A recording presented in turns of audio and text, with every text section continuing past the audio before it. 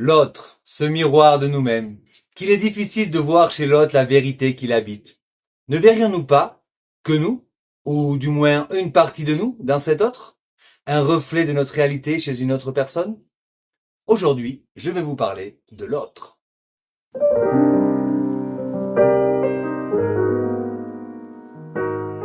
L'autre a toujours tort, ou plutôt toujours raison. Cela dépend de quel point de vue l'on se fixe. Du point de vue de l'autre, il a raison. De notre point de vue, il a probablement tort. Mais est-ce vraiment là que tout se joue? Est-ce dans ce débat que nous évoluons? Non, ce n'est pas dans cette séparation de points de vue que nous évoluons. Nous évoluons lorsque nous comprenons que l'autre est un miroir de nous-mêmes, de nos multiples facettes. Nous regardons l'autre, nous l'analysons, nous l'écoutons ou le jugeons avec notre prisme, notre point de vue, où nous en sommes, notre compréhension et souvent avec l'entente de notre propre expérience.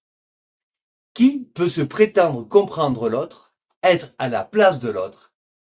Cela est extrêmement rare.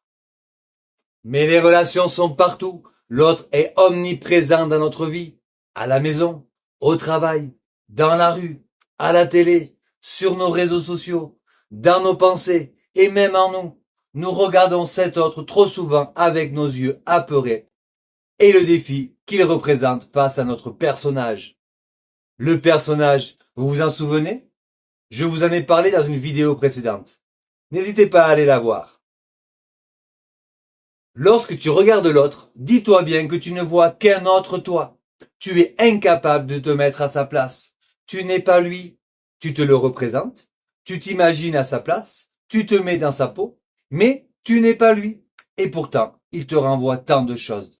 Souvent, beaucoup de sentiments, de ressentis, de réflexions qui au fond ne sont que le reflet de toi-même, ou du moins encore de ton état du moment.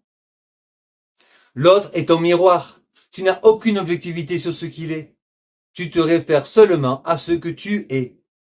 En cela, l'autre est une magnifique occasion de te découvrir, une nouvelle opportunité de te sonder.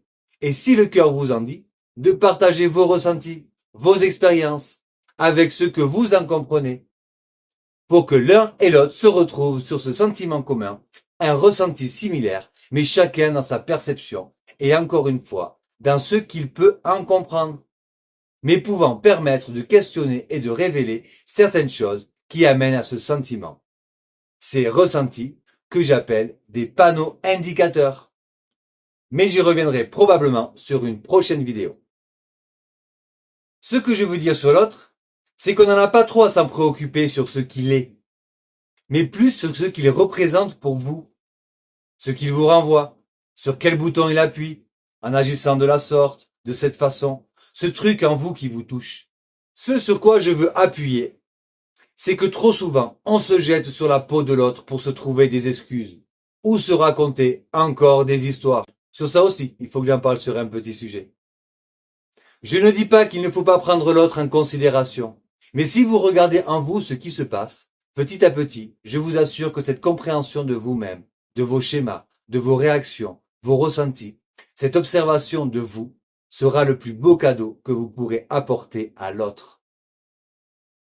J'aime à dire qu'on est toujours le con d'un autre, et je vous assure que lorsque l'on intègre cela dans sa propre vie, nos faits et gestes, pas toujours glorieux, on accepte totalement la pensée de l'autre sur vous, puisque cela fait partie de son film, de ce qu'il croit, et souvent de ce qu'il a besoin de voir sur le moment. Ce même processus que vous avez appris à repérer chez vous. On vit tous les mêmes problématiques sentimentales, émotionnelles, avec des histoires différentes et des sensibilités différentes.